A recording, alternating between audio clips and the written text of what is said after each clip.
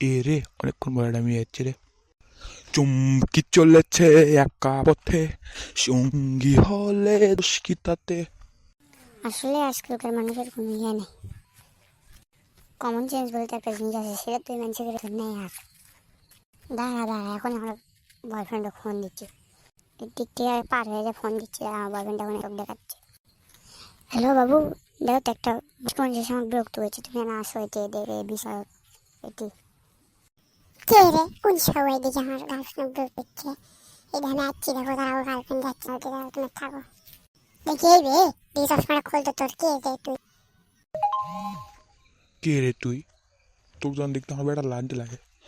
দেখি দাঁড়া চশমাটা খুলি দেখি তুই কে আসলে। আব্বা, আব্বা আমার ভাই যে করছে আম্মা, এলে করিস তুই রাস্তাঘাটে? বেটা, এলে তখন কোশে ধর 500 এলে খাদা খাস।